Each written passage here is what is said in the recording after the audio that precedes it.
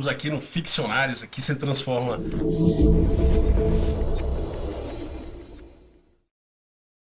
a ficção dos seus sonhos em realidade. Vou começar com uma provocação aqui, fazer uma breve apresentação. Estou aqui com o Wagner, Nésio, Enio. Vocês vão ver as espetaculares personalidades que aqui estão presentes, o quanto eles já conquistaram em termos de alma, coração e poesia, prosperidade, propósito, e é isso que a gente vai falar hoje. A provocação é a seguinte, ó, Ficcionários, o que é que você faria num cenário pós-apocalíptico com as habilidades que você tem hoje? Essa obra da literatura espanhola ajudou a inspirar a gente sobre o podcast, um pouco falando de raiz. A gente tem aqui as manoplas dos templários que indicam para a gente aí como a prosperidade ela está diretamente ligada a ultrapassar fronteiras, né, geográficas e também espirituais, humanas. A gente tem que transpor e transbordar as nossas capacidades.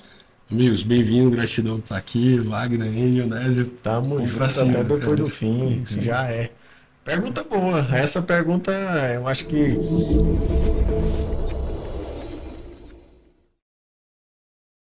se provoca a fazer coisas diferentes, a fazer coisas totalmente fora da curva. No momento da necessidade, você já se expôs ao risco, né? Então, boa pergunta. Se acontecesse algo do tipo, eu acho que uma das habilidades que eu me desenvolvi e desenvolvo cada dia é a habilidade com pessoas, né? De lidar com pessoas, de juntar pessoas, de fazer as pessoas seguirem em cima de um propósito, de algo. Eu acho que a gente pode ter todas as habilidades e treinar as habilidades possíveis para, no caso de um caos como esse. Mas a melhor habilidade que eu vejo é esse nível de poder juntar pessoas, colocar pessoas junto em unidade, porque eu pego a habilidade sua e juntos a gente faz um terrorismo nessa terra, mais do que eu sozinho, né? Então acho que essa habilidade me ajudaria bastante. Excepcional. É a liderança, né? Total. É o cajado, né? Tá na linha de frente.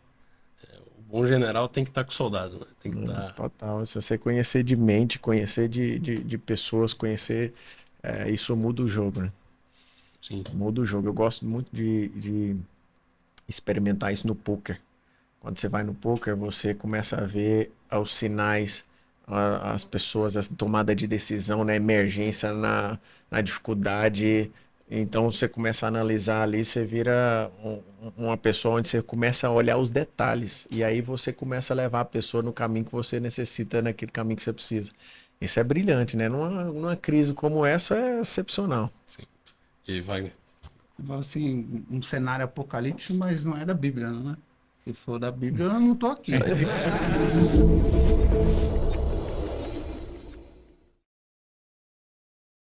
Da Bíblia eu já não tô mais. Você tá no céu, mano. Eu não tenho o que fazer, eu não tenho mais o que fazer. Eu já subi.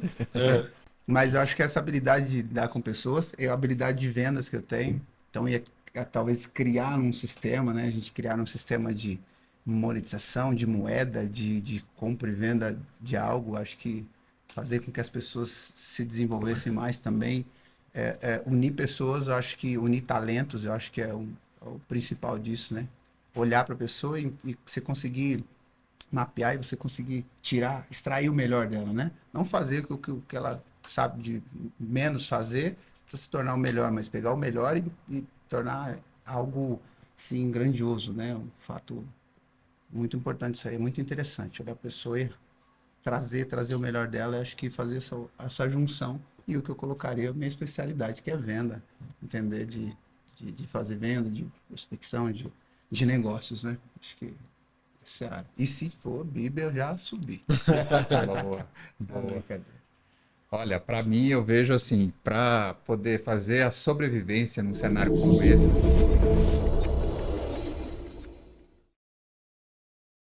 sempre estou treinando meu cérebro para isso.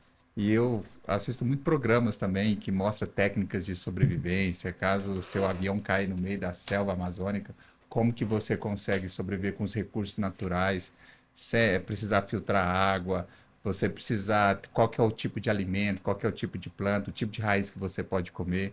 Então isso eu transbordaria para as pessoas que praticamente estavam indo na zona urbana e não teria comida suficiente para todo mundo, né? E como que ele poderia trabalhar isso e se alimentar também na selva. Eu faço uma reflexão sempre que eu tô com as minhas filhas, meus sobrinhos, que os momentos mais felizes que eu tenho em memória, e eu sempre vejo isso conversando com os amigos, são os momentos que a gente tem uma experiência primal. É você fazendo uma fogueira, é você em contato com a natureza, Isso. você entendendo melhor do ser humano, esse momento de conexão, né? Que é primal também, né? É Porque você... a natureza revela a glória do Criador, né? Então a nossa necessidade de se relacionar com quem criou tudo, não tem momento mais extraordinário que isso. Sim. E, Nézio, me ajuda a fazer um resumo aqui do propósito de todo mundo aqui, Boa, começando com você. show, simbora. Como é que você exerce teu propósito hoje, dia a dia, cotidiano? De segunda a segunda. Sim, de domingo a domingo, segunda a segunda. Bom, para quem não me conhece, eu sou o Nésio Monteiro. Eu sou investidor, escritor. Sou pai da Annalise, da Gabriela, casado com a Jéssica Monteiro. Sou apaixonado por gente e negócios. Duas frentes assim que me identifico bastante. E hoje eu utilizo os negócios para impulsionar meu propósito, né? Por muitas vezes eu me via em ambientes, eu me via no meu negócio, preso só no meu negócio, e eu pedia para o Senhor, falar, Senhor, me dá ideias. Eu quero ajudar pessoas, eu quero fazer, mas eu me via num estado onde eu não conseguia desenvolver por uma série de crenças de interior. Sou do Iporá, a gente fala lá no Goiás, né? Do Iporá, é uma cidadezinha de 35 mil habitantes, e eu vivia ali naquela cidade e eu tinha uma crença tão pequena que eu lembro de eu estar na cerca, sentado assim, eu ia para o monte para orar, e tinha um monte assim que a gente passava numa cerca do aeroporto. E aí eu parava na cerca assim, eu punha o braço assim e ficava horas lá esperando ver se eu via um avião descer lá, e nunca aparecia. E eu falava assim, Deus, algum dia deixa eu só ver um avião. E o meu sonho era ver um avião descer naquele ambiente, naquela pista, né? E, e o mais louco de tudo é que depois que eu decidi entrar em ambientes de pessoas que estão no mesmo propósito, que era a mesma coisa, pessoas de alto nível, pessoas que elas estão dispostas a treinar habilidades novas todos os dias e entrar num nível de crescimento exponencial, cara, minha vida mudou completamente. Né? E hoje nós temos um hub de negócios, né, de empresas. Gosto, assim como você, de experimentar coisas novas, de aprender. Não entre em negócio para ganhar dinheiro, entre em negócio para aprender. É claro que o dinheiro é uma consequência, né? Sim. Mas eu gosto muito de aprender e eu acho que essa parte, o que queima no meu coração de propósito é transbordar isso na vida das pessoas. Porque se eu, com aquela mentalidade, conseguir sair da onde eu saí e chegar onde eu cheguei, que não é nem na sombra de onde nós vamos chegar ainda, todo mundo pode, todo Sim. mundo consegue. E eu impulsiono hoje, né, pessoas. Então nós temos diversos tarefas, treinamentos, Instagram, YouTube. Eu utilizo vários canais também para poder transbordar numa mensagem que toca o coração da pessoa, e ela fala assim, cara, eu acho que é possível. Eu lembro a primeira vez que eu fui gravar um vídeo para ensinar alguém, eu tava tão nervoso, eu era muito tímido, e eu tremia tanto e a pupila do meu olho começou a pular. Eu falei, eu vou ter um infarto aqui. Achei que ia ter um infarto de tão nervoso que eu fiquei na hora. E é interessante que aquilo que você mais tem dificuldade tem intimidade com o seu propósito. Então, quando a gente tem esse nível de discernimento, você fala, poxa, agora treinou uma habilidade e aquilo virou algo para o propósito que ajuda, né, milhares de pessoas. E eu acho que tudo isso vem com uma somatória nessa jornada, e por conta disso, né, que a gente começa a conectar com pessoas tão brilhantes como pessoas que estão aqui nessa mesa, e através de um transbordo, né, que você começa a falar ali e o Senhor vai conectando propósito, pessoas, e a gente vai somando e construindo coisa grande juntos. Eu comecei a falar essa palavra muito por conta do Eno também, e assistindo você, o Pablo, e essa palavra reverberou muito. Acho que foi em 2019, 2020, eu comecei a ouvir você e o Pablo falando, eu escutava, né? e reverberava, ressoava em mim, essa palavra transbordo. Eu entendia como compartilhar, né? Como você conseguir impactar sonhos profetizando bênção. Então, mas essa palavra resume muito bem, né? De você conseguir transpor a sua unidade pessoal. Sócrates, ele fala um negócio exatamente sobre transbordo. Ele fala que um grande homem, ele faz um ciclo em torno de si e da sua família. Um homem espetacular, ele faz um círculo entre ele, a família e a sua comunidade. E a gente fazer o exercício de engrandecer como um homem espetacular é a gente impactar a nossa comunidade. E isso vem através dessa comunhão de propósito. Como é que você vai impactar a sua família se você não tem comunhão de propósito com a sua família? Como é que você vai impactar a comunidade se a sua família não vai ajudar? Se você... Aqui, eu não sei se você viu, tem irmão gêmeo, tem pai, tem filho. Né?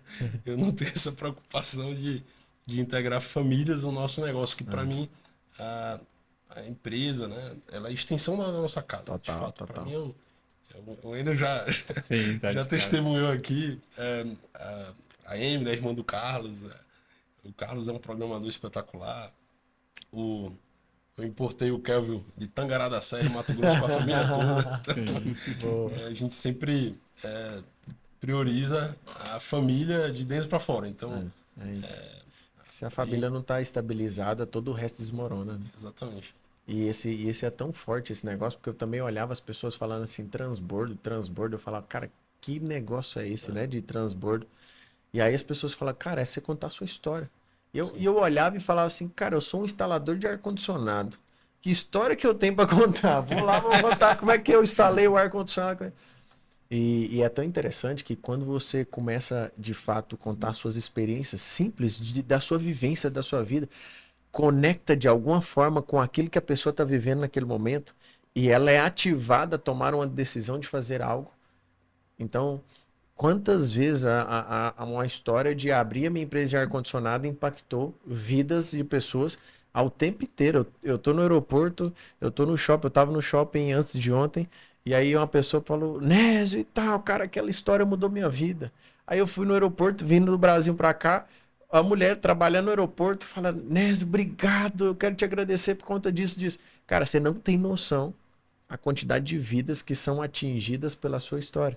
Sim. Então o transbordar é isso, eu vou soltar aqui, eu não sei quem vai precisar e nem como vai funcionar, mas o fato de eu soltar e falar, as pessoas, elas são ativadas de alguma forma. Eu sempre ouvi isso do meu avô, disse, cara, quando for perguntar a alguém, não pergunta o que a pessoa é, nem o que a pessoa faz. Pergunta qual é o cotidiano da pessoa. Vai, Wagner, me diz aí teu cotidiano. Você conseguindo? Bom, vou mesmo na linha da apresentação como Nésio Wagner Rodrigues Santos. Sou casado com a Angélica, pai do Luca e da Lorena, né, que tem 50 dias, a minha menina nasceu. Sou mentor, escritor, empresário, treinador de alguns profissionais aí, investidores. Sou cristão, né, já fui músico, né, também hoje toco menos, mas qual toco deles um pouquinho. aqui? Eu tocava violão e percussão e cavaquinho, né? Era pagodeiro, cara. Eita, né? Eu já toquei chocalho. Era o instrumento que todo mundo pegava, né? Troquei chocalho, toquei pandeiro e toquei bateria. Aí, bateria eu não consegui ter essa coordenação, não.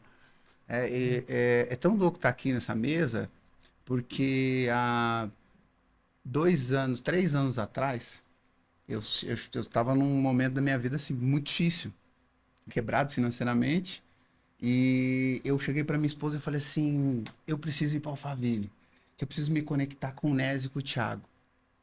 E eu mandei uma mensagem para ele no direct, e aí me respondeu e me mandou um link, vem pro evento, cara. E eu fui nesse evento, e chegou nesse evento, eu falei assim, cara, eu tô quebrado, né? Mas se ele fizer um pitch para mentoria, eu falei para minha esposa, eu tenho que andar junto com eles. Porque onde eu tô, eu venho de Santo André, me criei em Mauá, mas eu venho do ABC. E eu falei, cara, eu preciso me conectar com eles, porque aqui a frequência é diferente. E tá nessa mesa hoje é muito louco, porque quando eu cheguei em casa, eu entrei na mentoria, eu adoeci 3 dias por causa do dinheiro, por causa da grana. A escassez, assim, gritava assustadora, assim, foi muito forte. E eu cheguei para minha esposa depois de algumas semanas, assim, eu, né, ali, sendo treinado por eles, eu falei assim, eu vou ser sócio do Nésio, do Thiago. Eu falei para ela, né? Falei isso pra ela. E tá aqui hoje, poder estar andando junto com ele, né? E a gente ter alguns negócios tocando, tá andando junto. E teve uma palavra que ele falou para mim quando eu quis sair da mentoria, ele me chamou na sala e falou assim, cara, isso marcou muito para mim. Ele falou assim, desde quando eu vi você, eu senti no coração que você era um cara para andar com a gente. Então isso mudou o game, sabe? Porque eu comecei a olhar e falei assim, esse cara não tá aqui falando algo para mim por causa de dinheiro. Aí eu entendi que era o que era ali, o que tinha, né, por trás daquilo. E o mais doido é que foi o primeiro cara do Master a ganhar uma placa de 30 milhões faturado dentro. Olha que louco. 30 milhões faturado dentro dos 6 meses que ele desenvolveu, fez as tarefas, desenvolveu, foi o primeiro cara.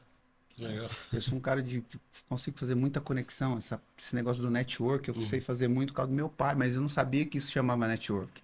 Que meu pai, em qualquer lugar que chega, ele faz uma amizade. E eu fui aprendendo isso, né? Então, eu consigo entrar em qualquer lugar, qualquer ambiente, falar de qualquer tipo de assunto, generalista assim mesmo. Eu gosto de fuçar, você vê que você vem falando, eu sou fuçador, eu gosto disso, para ter assunto para poder entrar. Mas na minha parte assim, resumo, de transbordo, eu falo que eu tinha uma vida hoje, depois de 2021 para cá, é totalmente diferente. E todas as pessoas que eu quero me conectar, assim, falo assim, cara, a gente, antes de ser um grande empresário top, a gente quer que esse cara tenha uma família forte, né? A gente quer que ele seja uma pessoa alinhada com princípios, sabe? Sem precisar de regras, mas viver de princípios, você já não precisa de regras, né? Então, a gente gosta de alinhar isso. Você vai fazer muito dinheiro, você vai ser milionário, mas, cara, qual a sua base, né? Base em uma família muito forte. Eu acho que esse é o principal foco que tem. Eu já cheguei em vendas que eu não vendi, mas eu marquei um casamento. Saí sem a venda, mas o casamento saiu na agenda, né? No detalhe. Então, eu chego num ponto que eu falo assim, cara, não me importa mais se vai vender ou não vai vender. Eu vejo algo que dá para ser ajustado naquela família. A gente foca naquilo, traz, lógico, com muita tranquilidade, né? Então, esse é o meu jogo. Eu acho que eu tô jogando muito isso aí, muito focado. Nésio, falando aqui, eu tava lembrando. A gente tá montando uma operação aqui do Sinatra, né? Depois eu explico como é que vai ser o Sinatra. E a gente tá selecionando, em francês é o concierge, em inglês é o public relations, e em italiano é o consigliere. Agora, no Nordeste é o desenrolado. Eu tô aqui com o desenrolado. Então, cara, quem tá na linha de frente realmente tem que conectar e gerar conexões, né? Então, a gente precisa, né, Enio, quando a gente está desenvolvendo um empreendimento, principalmente focado em relacionamento, né, seja evento, hotel, resort, restaurante, lounge, a gente precisa ter o desenrolado. A gente precisa ter o cara na linha de frente que de fato é o fazedor, resolvedor de problema. Né? O que tá faltando? Tá faltando água, tá faltando ajeitar o tapete, tá faltando... Ele tem que fazer tudo e tem que atender bem, tem que recepcionar e tem que dar solução. E no final das contas, o exercício da nossa profissão, né, como antes da gente ser empreendedor, empresário, a gente precisa ser resolvedor de problema e agregar ferramenta, né? Acho que o ficcionário é um pouco isso. O que você faria no cenário pós-apocalíptico? Irmão, sou bom em resolver problema. Tem que... Até porque isso você vai ser lembrado pelos problemas que você cria e pelos problemas que você resolve. É isso. Olha todos os caras da história, você que gosta muito de história. Todos os maiores caras foram caras que resolveram grandes problemas ou criaram os problemas e resolveram aqueles problemas. Você vê, essa estratégica, a estratégia é estoica, né? Você vê o que o Donald Trump fez. Ele aumenta a tarifa para produtos brasileiros, encontra o Lula e faz, não, a gente teve química, vem cá, vamos conversar. Então ele cria a barreira, a problemática e ele vai resolver. Ele é o salvador da operação. Enio, como é que a gente faz aí o cotidiano de um CEO de um dos maiores grupos hoteleiros aí do sul do Brasil, e do Brasil, por que não já, né? Sim. E você enfrentando essa jornada agora de integrar essa nova ideologia de clube de experiência, de resort, de hotéis, viabilizar. A gente estava falando hoje sobre atividades esportivas, agrovilas, campo de golfe. Como é que a gente viabiliza tudo isso e integra nessa rotina domingo a domingo, né? Conta aí como é que... Cara, eu tenho muito prazer de fazer hotéis e resorts, sabe? Porque esse tipo de equipamento, Fábio, ele não é um equipamento de restauração. Você pode ver quando um casamento ele tá com abalado, a primeira proposta é vamos viajar, né? Vamos para um hotel, vamos fazer. Cara, hotel é restauração de vida, é renovação. Ali, por exemplo, eu casei, né? E fui para passar lua de mel em Maldivas. Minha esposa já chegou grávida. Então, quando você também está num hotel, você está ali, você está numa intimidade grande com o casal, você está prosperando a sua família também. Então, eu vejo o hotel não simplesmente, né, simplesmente para um desfrute qualquer, mas ele, em todo momento, ele está sendo ali uma comunhão. Ele é uma bênção do Senhor. É um momento que você está dedicado, você está servindo aquelas pessoas, você não sabe o que está se passando. Minha primeira filha foi no resort. Olha aí, agora também. que agora. Lá no nosso resort. Usava até a data que fez, ó. Eu fui no Medipay e voltou grávida. Mas sempre tem um hotel na história. Eu noivei, né, no Nanai, que é lá em Porto de Galinhas, na sua terra ali, né, vizinho, né, a sua terra. Sim. Depois a gente passei lua de mel em Maldivas, sempre curti bastante hotel e eu adoro fazer isso, porque eu gosto de servir as pessoas, né? Eu gosto dessa hospitalidade. E fazer o desenvolvimento desse tipo de produto, ele não é um produto fácil, né? Porque uma coisa é você programar um residencial. Também fiz bastante residenciais, comerciais, porque você pensa no cotidiano. E quando você pensa no cotidiano, você está pensando na sua funcionalidade do dia a dia. No hotel, não. No hotel, você não quer problema para resolver ali. Você não quer participar de assembleia, de prédio, você simplesmente quer chegar com a mala e você quer curtir o momento com a sua família. Então, esse equipamento, ele tem que ter outro tipo de solução. Ele não quer ali entrar, fazer um agendamento para usar, ele só quer ser atendido. Então, desenvolver esse tipo de equipamento, ele requer um estudo, né, bastante grande. E dentro dessa carreira minha de 25 anos de mercado imobiliário, concentrei 10 anos em hotéis e resorts. E eu apaixonei, né, nesse mercado, conheci o Nésio, a gente se conheceu em Gramado. Foi engraçado a nossa conexão, porque um dia eu vi o Nésio, né, no pior ano ali, ele estava lançando o produto junto com o Pablo, ele estava com um cap de um aviador, não sei se você lembra disso, no estádio. E sendo, eu estava assistindo ao vivo, no YouTube, eu estava em Goiânia. Uhum. E aí, aquilo entrou um desejo no meu coração, eu acompanhei vocês até 6 horas da manhã aquele dia, sabe? Rapaz, fizemos 24 horas de live. Foi 24 horas e eu fiquei... Na pandemia? Não, na virada do ano, era dia 30 de dezembro, ano retrasado. 23. Você vê tanto que foi veloz a nossa conexão. E eu assisti e coloquei um desejo no meu coração. Eu falei, cara, eu quero conectar, eu quero estar junto, né? Só que eu não sabia o como ainda. Aí eu fui no outro dia, comentei com a minha esposa, falei, olha, assisti, foi legal.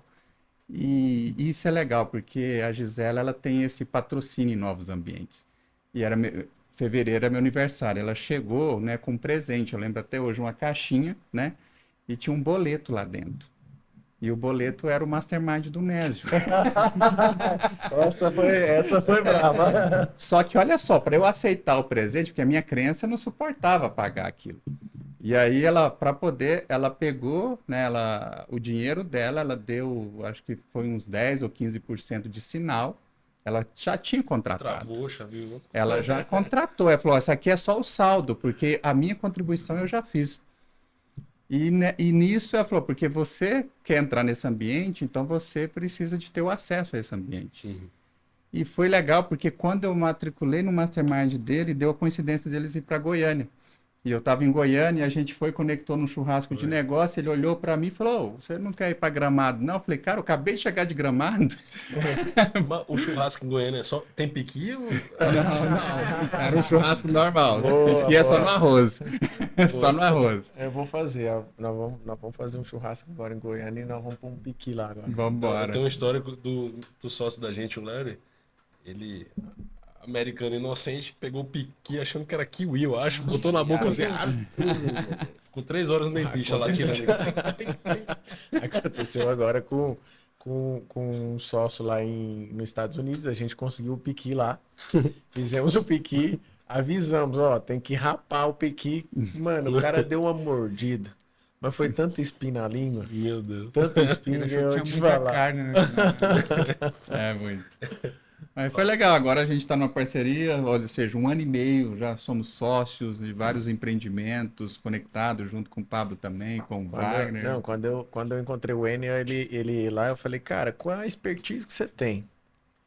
As soluções que você tem, o que você desenvolveu, o que você fez, porque eu fui acompanhar, então eu fui em Gramado, eu vi os empreendimentos, eu vi tudo, a gente foi, né, desenvolvendo um relacionamento e eu falei, cara, tem que startar o negócio, tem que fazer os seus empreendimentos, fazer para você. Aí ele tomou a decisão de sair da algema de ouro. Não, era diamante. Não era nem de ouro, era de diamante. Cara, é o pior ano. Aí eu falei, agora eu entendi o que é o pior ano, entendeu? Porque aí você realmente toma uma decisão, né? Como CEO, praticamente fiz carreira. Eu vim do interior também do estado de Goiás, então para mim aquela posição já era assim, muito. Só que não era nem a sombra ainda do que há de vir. E o Nésio fez me enxergar isso, né? E importante que a tomada de decisão ela é importante. E o melhor de tudo isso é você entender que tem gente que precisa só de uma virada de chave, né? Assim como aconteceu na minha vida, na sua, de cada um. Várias pessoas da nossa vida que foram essenciais numa virada de chave, num empurrão, Sim. num momento de decisão. Eu lembro do Wagner, no dia seguinte, chegando lá, falando, cara, tem como fazer a devolução do DNI? Minha esposa, queria destratar. minha esposa vai me matar e tal, não sei o quê. Eu falei assim, mano, dá um mês. Um mês faz. Aí a gente fez um mapeamento de tarefas com ele ali, e ele desenvolveu e ele fez. E ver 6 meses depois ele recebendo uma placa de 30 milhões de reais faturado no negócio, algo que ele nunca tinha feito na vida e tal. Você olha pra isso e fala assim, caraca, mano.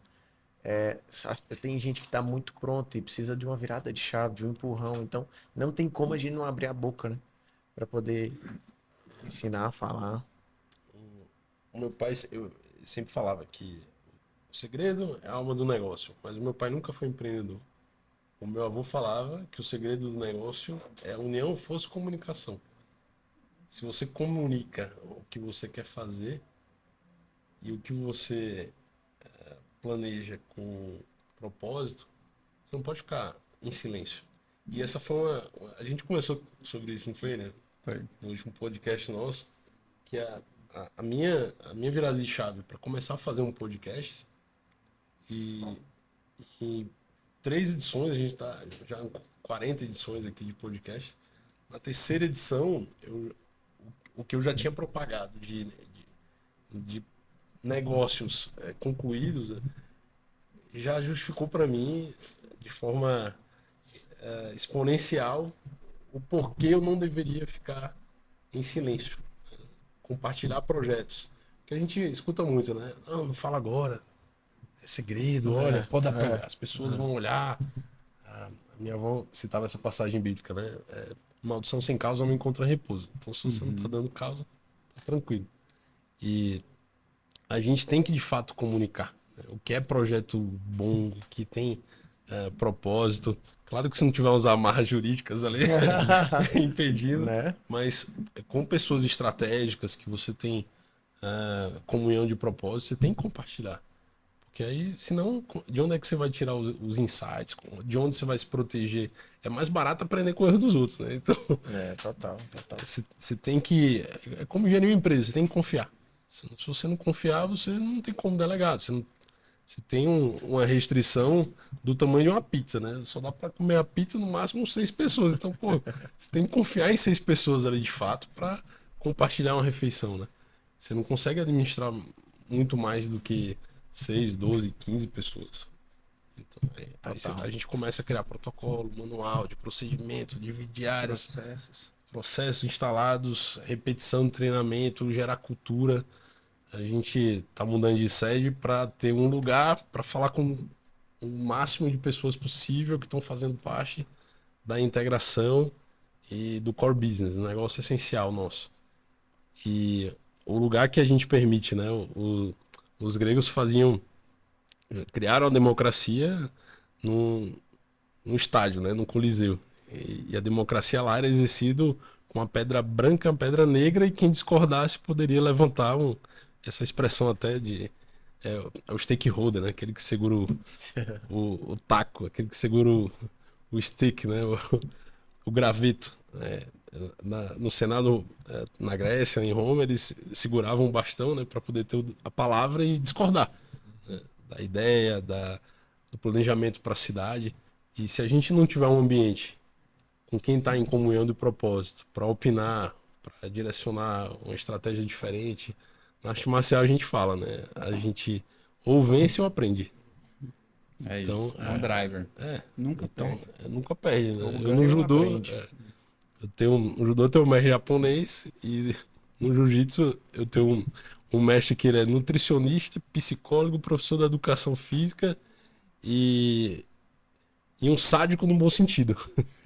Eu tenho 110 quilos, meu mestre jiu-jitsu tem 70, tá com 50 anos, e ele coloca a gente em situações de desconforto, mesmo que a gente, em determinados momentos da luta, né, seja melhor, mas ele propositalmente fala, não, qual é a sua fragilidade? Vou colocar você em desconforto, você vai ter que aprender a acalmar a mente e encontrar a melhor solução no momento de desconforto, porque se você não sofrer aqui, você não vai performar bem quando precisar. Né? E eu comecei a entender isso muito novo, né? Com 6 anos já tive essa introdução em arte marcial e eu comecei a entender que a gente realmente tem que procurar esse desconforto, essa área desconhecida. Estava falando... treinar a agonia, né? Sim. Treinar a agonia. A pergunta para o Elon Musk contratar um colaborador é: quais foram os desafios, os problemas que você resolveu?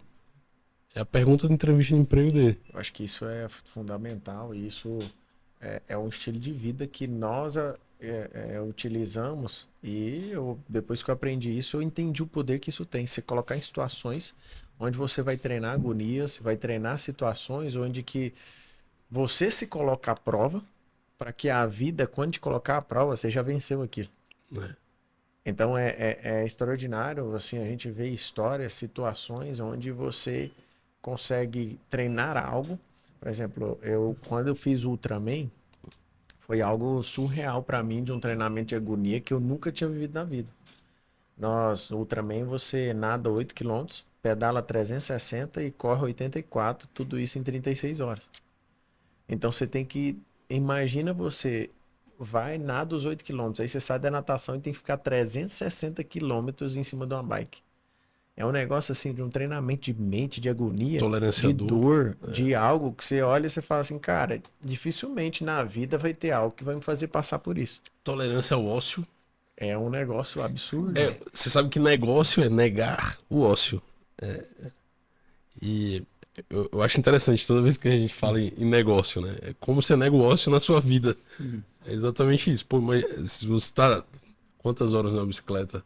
Você tem o pensamento ali começa a ficar tedioso, né? Total. Ou você entra em transe. E aí você aprende a lidar com a sua própria mente. Então você começa a contar histórias para sua mente, para ela entrar num nível de fazer aquilo que você tá mandando ela fazer. E aí você entra num nível de governo da mente extraordinário. Imagina você numa crise governando sobre sua mente. A gente tem uma experiência interessante.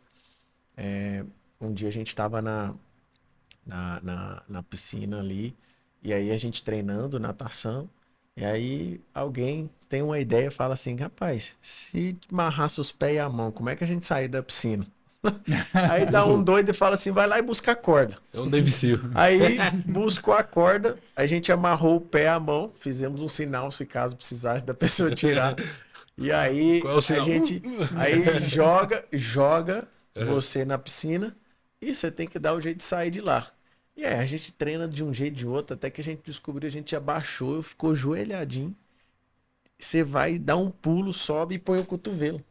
E quando você põe o cotovelo, aí você consegue forçar e conseguir sair com o braço e a mão e a perna amarrada. Sim. As pessoas falam, mas que loucura é isso? Para que você vai usar isso? Cara, num dia de crise, você treinou uma agonia debaixo d'água. Isso é tão interessante, porque um dia a gente foi para um Rio Araguaia, pescar, e a gente no rio tava com uns sócios, e aí tinha um dos sócios lá que a gente tinha uma prainha no Araguaia, a gente foi nadar, e a gente foi nadar para chegar nessa prainha. Então, alguns pularam do barco da frente, pulou, e eu tava no barco de trás, pulou com esse cara e começaram a nadar. E ele tava com a calça de pesca cheia de bolso. E começou a encher, o cara era nadador já também, ele nadava costa, peito, crawl, borboleta, os 4 tipos de nado nadava, era acostumado já a nadar, mas quando pesou os bolsos e ele tentou tirar a calça e não conseguiu, ele desesperou. Então ele nadava e o cérebro dele entrou em freeze. É onde ele perdeu ali totalmente o nível de controle e ficou. A gente estava perto, pegamos no barco, seguramos ele, levamos ele pra prainha. Quando a gente sentou ele na água, assim, na prainha, assim, ele foi voltando assim, e falou: o que aconteceu? Tipo assim, o cérebro dele entrou num nível de medo, de receio, de desespero tão grande que entrou em freeze. Se não tivesse gente perto, ele tinha morrido. Por quê? Porque chegou num teto de crise que o cérebro suportava. Então, quando você entra nesse nível de treinamento, por que a gente gosta muito de treinar crise? Gosta de desafios, gosta de fazer coisas? Para que a gente, em momentos de crise, você não vai ter problema. Você já testou coisa que a vida dificilmente vai te fazer testar. Isso é interessante. Você cria um nível de consciência, né? Adicional. Total. Sobre o estresse. Ontem eu escutei uma pesquisa, o porquê que homens que serviram ao exército ou tiveram na juventude experiências com alto nível de estresse só tem filha mulher. E cientificamente o cromossomo Y, que é um homem que carrega, ele é mais sensível ao estresse. Então, quando o homem, na juventude, ele é exposto ao estresse, a quantidade de cromossomo Y é menor. Aí a chance de você ter filha mulher é maior. É maior. Uau. Eu dou um exemplo da vida, né? Eu, quando tinha 12 anos, meu avô colocava a gente para amansar cavalo, né? Uhum. E quando a gente amansava um cavalo, tinha uns primos, né? Ele no redondel ele falava: olha, quer amansar, ganha um cavalo. E aí eu fui amansar um cavalo, o cavalo me atropelou, deu coice. Aí essa parte do meu olho aqui quase que cai. E a minha avó tava olhando junto com a minha mãe e ficaram desesperada. Aí meu avô, aquela educação meio tranquila: não, ficar quieto aí, ó, se eu não subir e não amansar, não é seu. Aí isso aqui tudo sangrando, eu chorando, aí eu voltei a tentar amansar o cavalo, mas aquela experiência ali gerou um imprint, né? Um impacto tão forte na minha personalidade que a repercussão na capacidade de ser resiliente diante de dificuldades, esse nível de estágio de consciência de crise, Total. ele aumentou, né? Então, Por exemplo, você é um cara experimentado, que você pode quebrar quantas vezes for necessário que você não vai estar nem aí. Você fala: mano, eu vou fazer de novo. Eu vou fazer. Tem gente que não passa por um nível de estresse, o cara quebra, fala: não, a vida acabou, vou morrer, vou aquilo. sim. A gente vive, né, numa sociedade que não treina essa agonia, não treina isso. Eu acho que isso é um Antifrágil. antifrágil. Total. Mas tem medo de cavalo hoje, não? A gente tem aras, né? Rapaz, tem uns árabes lá. Eu fui pro Egito agora, né, com o pessoal, aí a primeira coisa que eu fiz foi procurar um cavalo para andar nas pirâmides lá. Todo mundo fica procurando camelo, sabe? Camelo o quê, velho? Achei uns cavalos árabes lá. Sangue, né? Cara, foi um dos melhores passeios a cavalo. Imagina, pô, eu amo história e encontrei lá um domador de cavalo. Atrás de mim tava um sheik com uns 3 seguranças a cavalo também. E ele tava com a esposa, cara. E eu sozinho lá com guia. Eu disse: não, deve ser de boa, né? Se me roubar, eu dou um jeito aqui. Se for pra ver assim, rapaz, ele não deve estar armado, tá tudo certo. No 1 a 1, ele magrinho, tá tranquilo. Dá uma apagada nele, né? Mas foi uma experiência espetacular, assim. Porque a cavalo você consegue acessar locais que nem a pé você consegue. A a gente foi nas 3 pirâmides, a gente fez um passeio de quase 3 horas a cavalo. Até tem um dos, acho que é o CEO hoje do grupo do Pablo, ele tava no ônibus lá. Aí ele ficou bravo comigo. Onde é que você tá? Todo mundo esperando. Não sei se tinha morrido. Eu disse, não, pior das hipóteses, eu pego um táxi, tá tranquilo. Não, mas você não pode fazer isso, não. Desculpa aí, mas foi uma experiência assim espetacular, surreal. Teve preço, né? E depois eu desgarrei da viagem lá, acho que eu contei pra vocês brevemente. Fui lá em Belém visitar a igreja da Natividade. E os guias não aconselhavam porque lá era faixa de Gaza, Palestina. Tava na época do conflito, eu peguei um táxi e fui sozinho. E tinha uma indicação de um amigo de um amigo, que morava na Palestina, era palestino, atravessou a fronteira, foi me receber em Jericó. Uau. Aí a gente fez um rolê lá, foi até no monastério, que é exatamente onde Jesus foi tentado, né? Uau. Pelo acusador. E eu visitei o monastério. Aí depois eu fui em Belém, visitei a igreja na Natividade, fiz um rolê lá com os templários também, de quase 3 horas. Assim, foi um espetáculo. E tudo por uma decisão de, pô, tô aqui, tem que exercer meu papel de cristão, né? Olha o tanto que é bom o transbordo, né? Que agora ele foi, agora vai transbordar na nossa vida. Eu tô louco pra ir nessa igreja. Não, mas juro, o meu pensamento Quantos foi anos assim, tem o cântico lá que 1.200 anos. não interrompe? De canto ininterrupto gregoriano. E dizem que é a frequência de Deus. Não sei se você já ouviu falar do Hertz, que é a frequência de Deus. A gente falou, me esqueci, acho que é 47. Hertz, alguma coisa assim. 47.1.2. Até o número tem um significado da frequência de Deus. E eles conseguem fazer esse cântico, né, de forma ininterrupta, porque eles fazem Esse um negócio, revezamento, esse né? negócio tem uns negócios muito doidos, né? Você olhar pra isso. Você olha a frequência, você olha uma série de coisas. Sim. Por exemplo, você já ouviu falar no Shenham Meforá? Que é os 72 atributos de Deus? Cara, isso é muito doido. Se você olhar em... não me recordo agora o versículo de cabeça, mas existem 3 versículos da Bíblia. É 19, 20 e 21. Depois a gente pode pegar e já fixar nos comentários aqui embaixo para as pessoas pesquisarem aí o livro certo. Mas nesses 3 versículos que fala sobre a hora que Moisés ele está atravessando com o povo, que ele vai, antes de atravessar com o povo o Mar Vermelho, saindo do Egito, a nuvem, ela passa da frente, porque a nuvem guiava o povo, né? Ela passa da frente do povo para trás, para dividir o povo do Egito do povo de Israel. E nesses 3 versículos vão contando essa história. E nesses 3 versículos, quando você coloca no hebraico original, o Antigo Testamento foi escrito em hebraico, né? Você pega o original, você pega a primeira letra do primeiro versículo, a última letra do segundo versículo e a primeira letra do terceiro versículo, dá um atributo de Deus. E assim você vai fazendo sucessivamente. E você vai colocando...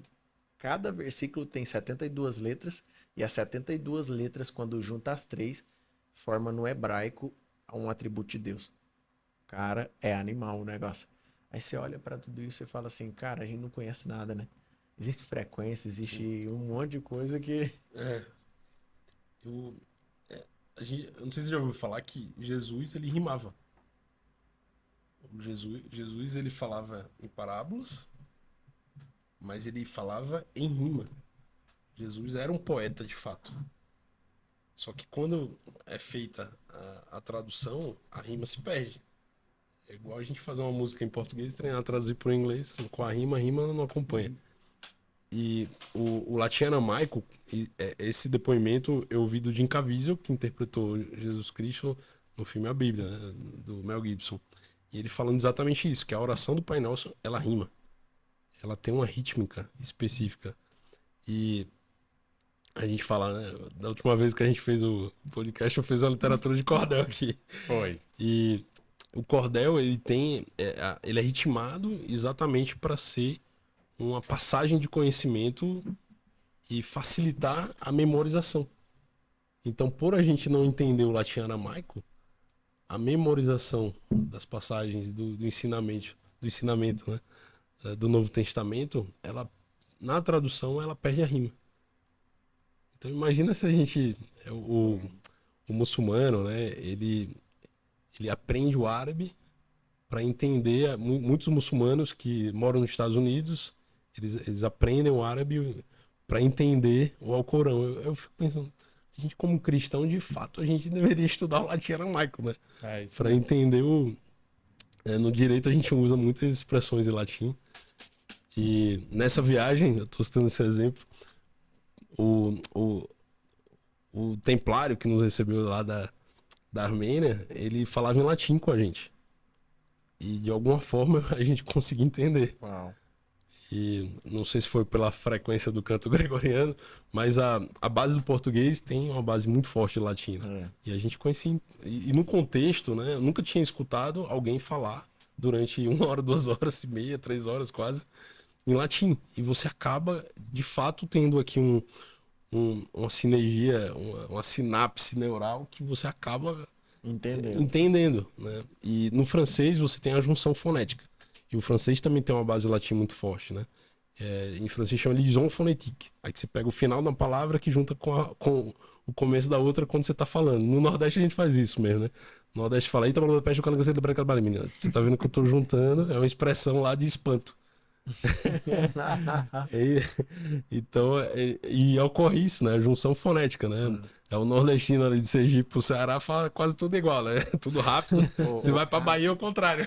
Ô, Fábio, e se fosse pra fazer um cordel desse roteiro todo que você fez a Israel? Faz aí. Rapaz, esse é um desafio. Tem que botar no livro esse. Faz aí pra nós. Então já vamos fazer um negócio aqui, ó.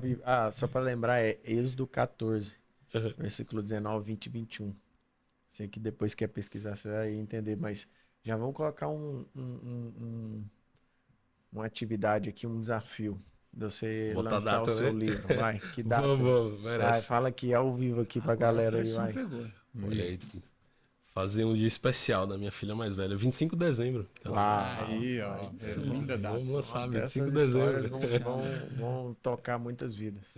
Amém. Vamos sim. Vai fazer. Isma, traz a Bíblia aí depois, tá? Vamos embora. Dizem que Traz o a- destino também troca o J pelo R, né? Depende do estado. Fala, depende do estado. Só de Maceió. Depende do É, estado. porque ele fala assim, a mãe já fala, rabutou o negócio lá. Rabutou.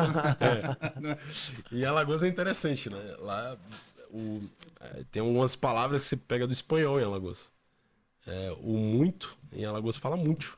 Útil, O 8 é útil. 8, 18. Eu sei que em Goiânia o 4 é 4. Que eu tenho um amigo. Aham. É 4. 4. Puxa o R. Espanhol. Isso. E aí, em Recife ele tem o final, o X, o S é o X em Recife.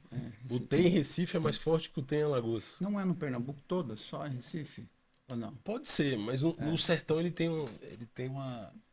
Ele muda também, né? Porque hoje as capitais estão quase que com a mesma unidade de linguagem de sotaque, né? Tá todo mundo falando que nem o Ilhambô, né? Quase. É isso aí. Ou então a linguagem. Eu vou pra Alagoas quando eu tô a São Paulo há 12 anos, de vez em quando a gente fala umas palavras já com paulista, né? Não fala com T tanto forte, né? Tia, tio. Aí meus amigos falam, rapaz, fala que nem homem. Que é o jeito carinhoso de requerer que você fale com sotaque, né? Que é o jeito mais até... O sotaque é bom, né? O sotaque ele acolhe. Quando a gente tá à vontade, o sotaque ele vem com mais força quando a gente tá em casa, com a família. Mas a minha filha, então, que tá mais tempo em São Paulo, ela não tem mais sotaque nordestino. É um ambiente, né? Quando você vai para um ambiente, você já muda o sotaque, começa a falar igual o outro, começa a pegar gírias. Você voltar para um ambiente, volta ao normal. O meu sobrinho tá no Texas há 3 anos. E ele fala inglês com sotaque do texano. É muito engraçado. Assim. O jeito que ele fala É igual aqueles leilão. Hey, partner, how are you doing, partner? Enrola, é muito interessante. É muito, você vê como o ambiente ela é predominante. Total, né? total. Principalmente na linguagem. Se o Brasil, acho que Goiás seria o Texas, né?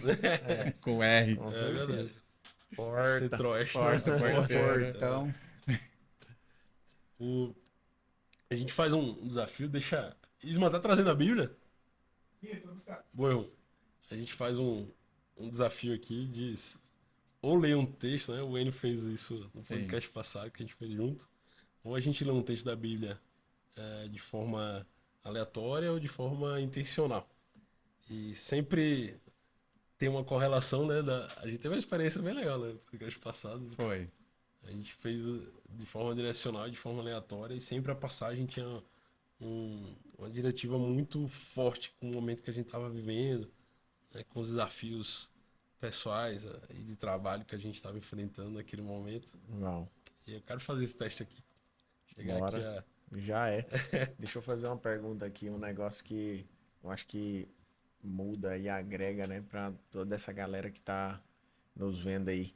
Se fosse escolher uma habilidade que te fez chegar até aqui, qual que seria? Comunicação. Cada um de vocês aí. Comunicação, sem dúvida. Todos os projetos que a gente conseguiu prosperar foram o resultado de diferentes recursos humanos e de diferentes gerações que de alguma forma tiveram unidade de linguagem. Eu tenho um sócio americano que tem 66 anos, eu tenho outro sócio brasileiro aqui de São Paulo que tem 70. E quando eu mudei para São Paulo, eu estava numa mudança total de carreiras. Estava deixando de ser um advogado que trabalhava em um contexto, a gente sempre fala no ramo jurídico, advogado não constrói, ele parasita. Uau. Desculpa os colegas advogados. Essa é nova. Mas é difícil, porque a advocacia, como a contabilidade ou como outros profissionais liberais, ele tá para servir, mas dificilmente ele constrói algo. Ele sempre está atuando como um servente, de fato, né? Como um pedreiro, um auxiliar que está... que nada de errado, né? Tem profissionais que atuam de forma na área jurídica espetacular, realmente tem projetos extraordinários, mas ele não está atuando mais só como um profissional liberal. Eu falo essa atuação parasitária, né? Quando o propósito não é agregar ou construir, o propósito é realmente de subtrair algo. Ou de quem merece ou de quem não merece, enfim, eu não entro nem no mérito, mas muitas vezes a atuação e a advocacia, o nome advogado é adrogar, né? Chega aí, boa. O adrogar é aquele que fala por alguém. E é muito importante, né? Essa função de você representar bem alguém, você falar em nome de alguém. E advogar é exatamente isso. A contabilidade, Jesus ficou amigo lá de hoje é o cobrador de impostos, né? Mas no fato o cara é contador. Ele estava contando lá. E era mal visto, né? O contador, o auditor, o cobrador de impostos era mal visto pela sociedade, igual as meretrizes, né? E Jesus conseguiu unir pessoas, né, que de fato tinham destaque na comunidade, só que tinham funções totalmente distintas. Isso é interessante, né? Imagina você montar um time com pessoas com habilidades distintas e decretar unidade de propósito entre essas pessoas. Desde pescador a contador. Vê a dificuldade. Hoje a gente tem uma equipe multidisciplinar e eu não vejo nenhum projeto ser realizado de forma exitosa sem equipe multidisciplinar. Por isso que todo mundo tem que pautar em incorporar novas habilidades, né? Seja ela de comunicação, você falar outros idiomas, você amplia a sua habilidade de comunicação. Você conseguir, no cenário pós-apocalíptico aí, cozinhar, fazer o seu alimento, caçar. Total. Você realmente ganhou autonomia, mas eu tô falando demais aqui. Eu queria, Enio, que você desse a honra aqui. Vamos lá. Vou fazer totalmente intencional. Pô. E não é um versículo, é um livro todo. Tem uma palavra que Deus colocou colocou esse livro no meu coração e esse livro leva o nome da minha filha, que é Esther. É o menor livro da Bíblia. Eu até recomendo que vocês leiam, porque o livro de Esther, ele fala justamente de uma rainha, que é judia, que o rei não podia saber, e ela tinha, né, um tio, Mardoqueu, que ficava sempre na vigilância do palácio. E Ramã ficava, que era também uma pessoa junto ao rei, e ele pegou um ranço ali de Mardoqueu e começou a perseguir os judeus e fazer com que o rei perseguisse todos os judeus. E nessa, Mardoqueu, de forma muito precisa, pediu para que a rainha fizesse a intervenção junto ao rei, que ela correria um sério perigo de entrar na presença do rei e ser morta, porque só entrava na presença quem estava autorizado. E ela entrou no risco de ser morta. E o rei se agradou da presença dela e pediu. E ela fez o pedido, né, claro, de uma forma bem intencional, não direta, porque senão a gente vai delongar no livro. Mas o que o Senhor colocou dentro do meu coração foi que ele falou, Enio, você vai ser meu Mardoqueu. E eu sempre coloquei isso em mim. Falou, olha, o Mardoqueu, ele teve um papel porque ele não estava dentro do palácio, mas ele estava sempre na porta. E ele nunca se curvava para Ramã. Ele se curvava somente para o Senhor. E ele serviu o Senhor de todo o seu coração, né, e colocou de forma intencional uma rainha judia dentro do palácio, que era a sobrinha dele, para poder salvar os judeus. E isso é comemorado muito pelos judeus. A gente teve a virada agora do ano judaico, né? Eu vi o Nésio fazendo lá toda uma oração ali na plataforma também. E para mim o livro de Esther, assim, é um livro que eu tenho muito guardado dentro do meu coração também. Mas é isso. Show de bola. Vai ser intencional? Eu sou suspeito para falar, porque eu tenho até aqui, ó. eu quase que embarco, mas acabou a tinta. E isso aqui é uma realidade. Isso aqui foi uma palavra que o Senhor me deu no ano de 2022, quando a gente estava passando por um momento de decisões. E o Senhor, eu estava escrevendo um livro na época na política. A gente decidiu com a palavra do Senhor de entrar ali na política e tudo e fazer a diferença ali. E eu falei assim, mas por quê? Eu estava escrevendo um livro com todas as histórias do início, né? Desde o início desde o dia que a gente começou e startou o projeto político, e contar todos os dias como estava sendo, né? E é engraçado que uma das nossas primeiras, quando a gente startou, a primeira pessoa que a gente pegou um marqueteiro e falou para ele o seguinte, ó, nós queremos conectar com todos os ex-presidentes para saber, conversar com eles o que eles fizeram de bom e de ruim, né? Para que a gente não cometa esse erro. O bom a gente continua, o ruim não cometa mais. E o primeiro presidente que a gente falou foi com o Collor. E aí a gente na sala do Collor, lá no Senado, o marqueteiro foi preso lá dentro. Foi preso lá dentro, a gente junto lá, e de repente chega os caras de terno, quem é fulano? Aí pega o cara, leva embora e nada do cara aparecer, a gente vai descobrir depois, o cara foi preso. E nós fomos falar com o Collor sem o marqueteiro.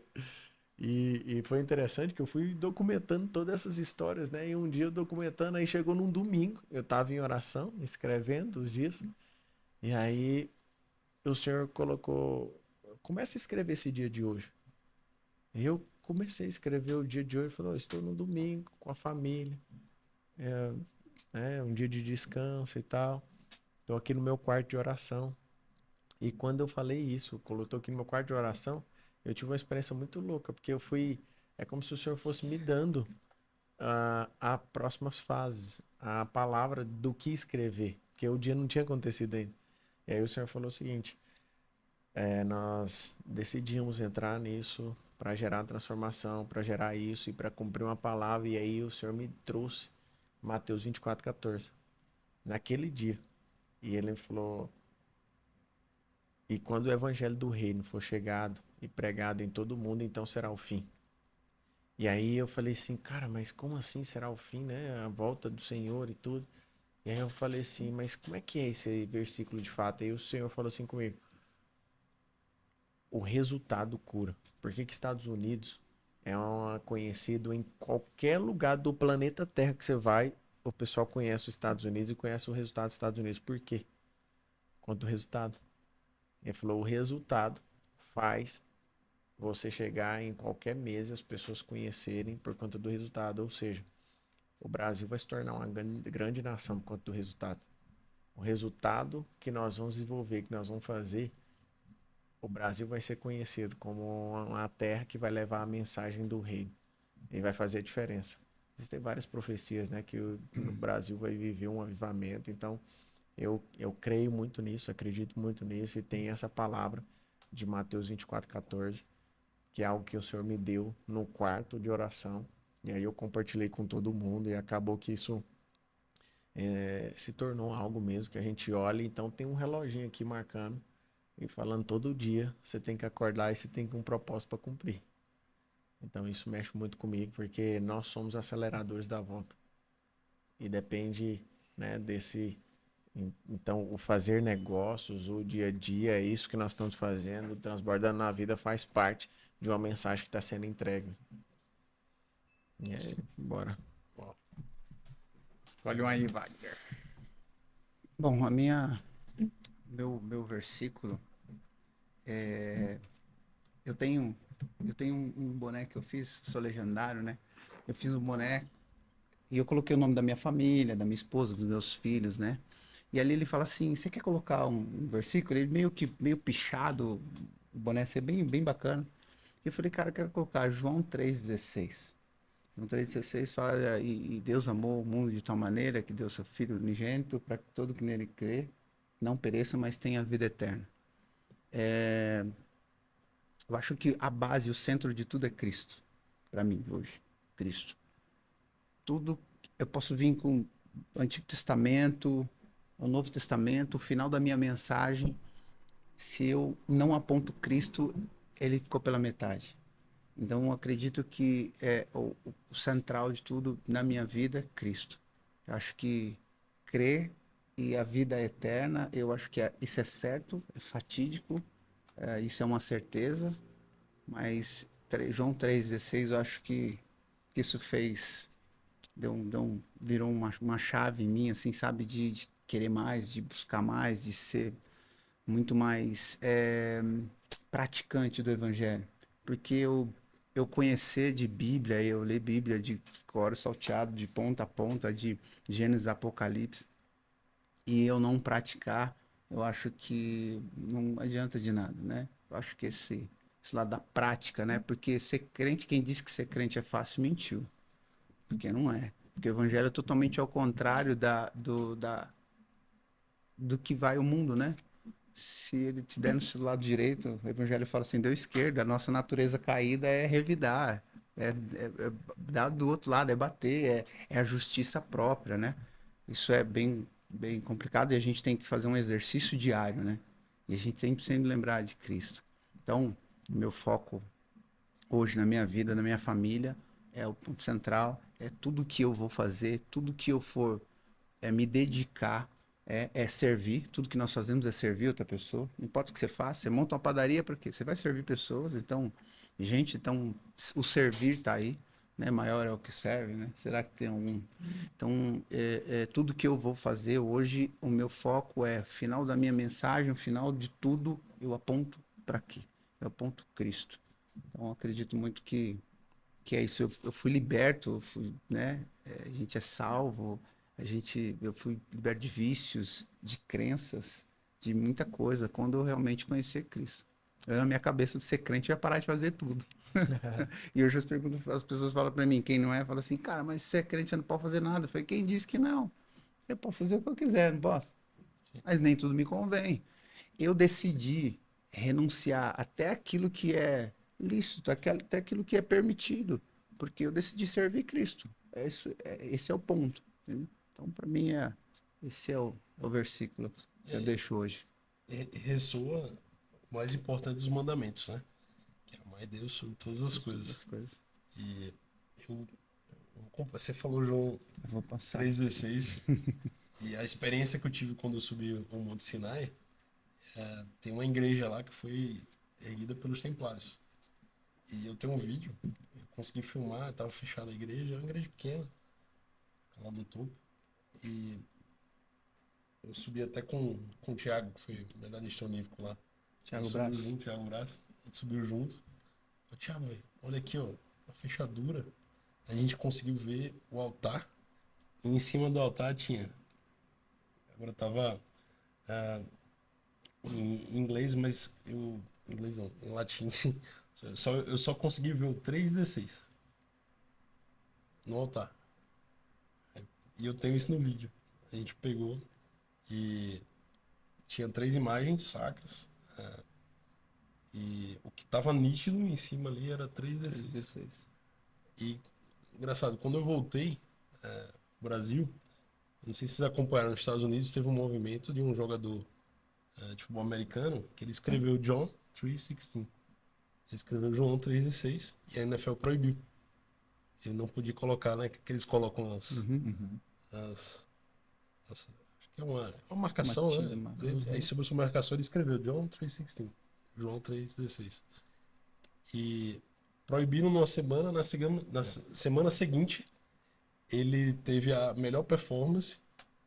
Ele conseguiu percorrer 316 jardas e ele ficou com a posse de bola 3 minutos e 16 segundos. É o recorde. Ele reverberou 316. E tá no Google, vocês podem ver. Uau. E você falou agora, João 316, cara. Reverberou já a terceira vez. São sinais, né? Uau.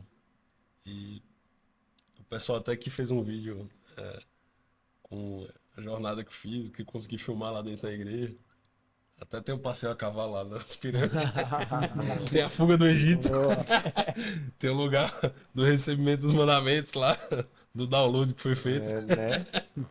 E foi 2 vezes, né? Foi 2 vezes. 2 vezes. 2 vezes. E uma das vezes ele viu Deus, né? Sim. Escondeu na fenda. E aí tem uma história louca do que tinha dentro dessa fenda. Mas isso aqui tem que ficar no bastidor. Né? Você tem que desligar as câmeras. Termina aí pra gente saber, viu? Essa eu vou anotar aqui para perguntar. E eu fiz o Thiago tocar o sino lá. Ele ficou com medo que tem um sino que dá pra acessar lá. Aí eu fui lá e tá. Uma vez eu disse, Thiago, não, pode não. Pode soltar a gente aqui. O Thiago atleta, né? Se a gente for os primeiros a chegar lá, toca esse trem, filho. Todo o time da filmando ele.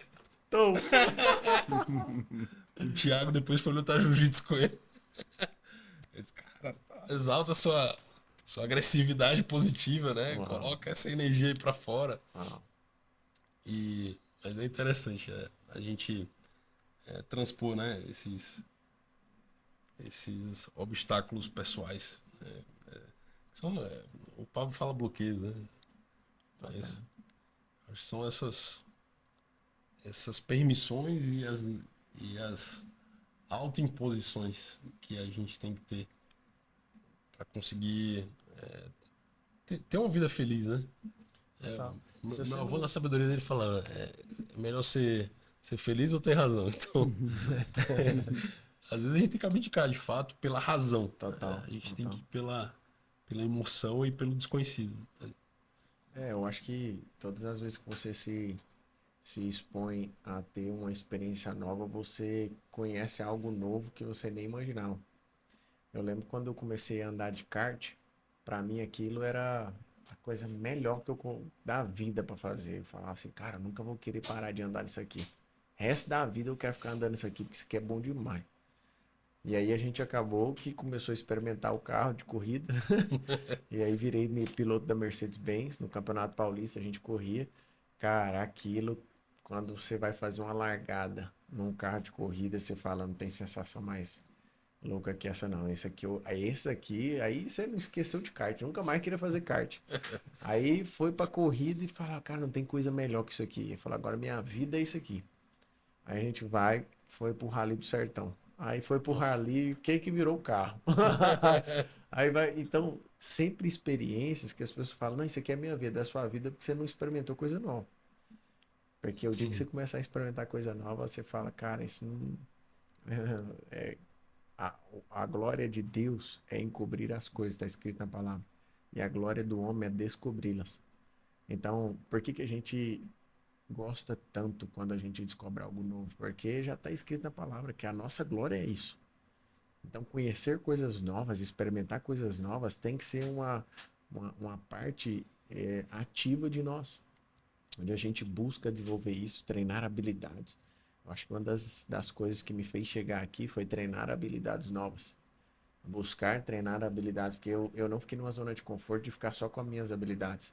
Por exemplo, eu sou um cara que treino, né, ativamente, todos os dias eu treino algo, faço, mas eu fui, por exemplo, pro Havaí semana passada e fui aprender a surfar. Peguei um mentor, o cara me deu os códigos, falou, aqui você faz isso, aqui assim, aqui você tem que fazer isso para ficar em pé aqui. E pelo fato de fazer tanta coisa, é snow, skate, é kitesurf, é uma série de coisas, eu falei, cara, não deve ser tão difícil, né? E aí, nadar, eu nadei 8 quilômetros no Ultraman. Não, então não é uma dificuldade. Eu falei, vou. Quando eu peguei na prancha para deitar para nadar, cara, foi um negócio doido. A primeira onda que eu peguei, eu consegui ficar em pé, mais ou menos uns 8 segundos ali em pé, e caí. Na primeira vez, o professor falou, cara, que massa, né? De primeira você ficou em pé. Só que quando eu fui nadar de novo a pegar a segunda onda, a terceira, eu já não tinha braço mais. Não tem nada a ver o estímulo e o músculo da natação Sim. comum. E eu falei assim, cara, eu tô me sentindo um bosta. Um cara, tipo assim, cara, não treinei no meu braço, não conseguia nadar, mais remar aberto, mais. né? Por É causa um da braço prancha, né? aberto, um músculo que eu não utilizava. Eu falei, tá vendo? Por que que a gente tem que se desenvolver coisas novas? Porque eu comecei a experimentar algo que, cara, foi muito ruim. Nadar 500 metros e não aguentar nadar mais. Tipo, é um negócio assim absurdo que você olhar e falar assim, mas se colocou à prova. E aí foi a segunda vez. E aí já foi melhor e já foi. Cara, você vai treinar até que você fica com um nível de habilidade para fazer e desenvolver muitas coisas bem mais facilmente, né? E o próximo esporte, né, Zé? Qual vai ser? Cara, eu tô no surf, né? Agora que eu quero ficar bom nesse negócio. Eu tô treinando também golfe, que é um dos esportes aí que eu quero rodar aí o mundo. Eu acho que é um negócio brilhante. Você tá falando dos resorts. Tem várias trips de bilionários. E hoje eu tô morando nos Estados Unidos, então eu conecto com vários bilionários ali e eles têm o golfe como um esporte. Então eles juntam os bilionários ali juntos na mesa e os melhores negócios eles surgem no campo de golfe, onde eles estão 4 horas ali conversando, divertindo, né, e criando as melhores Sim. ideias de negócio. Então eu já vi negócios, histórias dos negócios que saíram ali e eles fazem trips no mundo inteiro jogando golfe. Então vai para um resort tal, fica 2 dias, joga naquele campo. Depois mais 2 dias em tal resort, joga naquele campo. Depois mais 2 dias e ali eles fazem negócio. Então tô treinando, desenvolvendo essa habilidade para a gente fazer Eles vão negócio pelo no golfe. golfe, não pelo resort, né? Então, escolhe pelo campo, né? Campo e consequentemente eles vão fazendo uma tour para zerar esses campos aí, né? Massa. Tem campos bem bacanas. Voltando até ao nosso tema, né, dos resorts e hotéis, a gente sempre visualiza que o empreendimento com uma identidade de uma atividade esportiva específica, ele conecta de forma muito forte. Então, a gente tem esse direcionamento na Live, né, de criar um clube de experiência com atividade esportiva principal. E isso você gera uma atratividade de um grupo específico que já desenvolve essa atividade esportiva. A gente está fazendo o Mirante dos Ventos lá perto de Jericoacoara, que é focado em kitesurf. Você tem a tribo lá, os entusiastas do kitesurf e quem quer fazer o kitesurf de fato. E se você for para um resort, o kitesurf demora para você pegar o jeito, pelo menos uns 2, 3 dias. Você pega lá, fica 5, 6 dias, é o suficiente para você ter uma vivência, treinar a musculatura para o esporte, a sinapse neural aqui, ela funcionar para você entender aqui os movimentos, né? Então você fazer uma imersão num resort, num hotel, que tem uma atividade de identidade com o próprio golfe, né? Você ficar uma semana, 10 dias, 15 dias, um mês, você consegue de fato, é um idioma novo, né? Você precisa de fato ter uma imersão, né? Uma que eu quero aprender, e aí a gente pode aprender contigo, né? Velejar, né?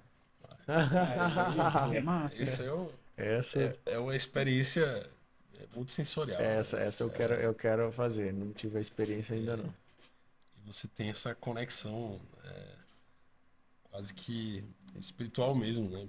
Porque você está lidando com a natureza, você vai entender o movimento das correntes oceânicas. Ó, vamos fazer um negócio aqui, vamos fazer um desafio. Nós estamos já com um projeto. Já não sei se abre agora ou abre depois. Nós estamos com um Uma das projeto. pérolas do Brasil. Né? Nós estamos com um projeto, uma pérola no Brasil aí que a gente vai lançar em conjunto. E a gente vai fazer vamos fazer esse negócio do veleiro para lá, bora? Tem data para dezembro aí, então. 3 dias. Pode ir, eu topo. Mas em dezembro já vamos startar lá? Para aprender a velejar pelo menos uma semana, aí, 7 dias. Nós vamos fazer o seguinte, E descansa no último. Não, nós vamos fazer o seguinte. Boa. Vamos colocar uma trip pra gente ficar uma travessia. Sim. Esse é o meu sonho de vida, né? Inclusive é fazer a circunnavegação. Dar a volta ao mundo, né? Velejando. Eu tinha comentado já com você. Que legal. Aí é loucura. É loucura, doideira, né? A galera tá colocando, a gente fez a programação para subir o Everest. Aí nós pegamos o coach já, o treinamento e tal. Aí, tipo assim, um inventa subir o Everest, eu que tô coordenando a subida do Everest. Aí vem o outro e fala, não, vamos nadar o Canal da Mancha. Vem o outro e fala, não, vamos fazer tal coisa, né, assim. E aí você vai entrando nas experiências e não para. Cara, loucura. E vamos pra Marte também, né? Vamos. Acho que daqui a pouco tem passagem disponível. Daqui a pouco daqui uns dias tem passagem disponível. Tem. Olha aí. E a gente fala como se fosse um sonho inalcançável, né? Mas o que o Elon Musk conseguiu desenvolver, a gente tá na área de tecnologia agro, tem 2 tecnologias que daqui a 3 anos que ninguém tá mapeando que vai revolucionar. Não sei se vocês já viram o Pivotal. O Pivotal é um drone tripulado. E ele tem um preço de um carro de luxo mediano no Brasil. Ou é um carro de luxo, né? Vamos dizer. Nos Estados Unidos, um carro de $100 mil. Bom.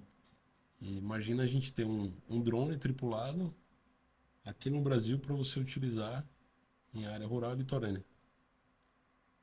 Com o preço de um carro de luxo no Brasil, né? Nossa. Então a gente está nesse momento, né, de mobilidade, vai transformar a mobilidade, você não vai precisar mais. Tudo dependendo da regulamentação. Mas é um voo que ele pode ser planejado de forma remota. O drone pivotal, depois a gente deixa o link aí. A gente foi visitar a fábrica lá, com o nosso sócio que ele é engenheiro mecatrônico de telecomunicação, ele é engenheiro elétrico, mecânico de telecomunicação.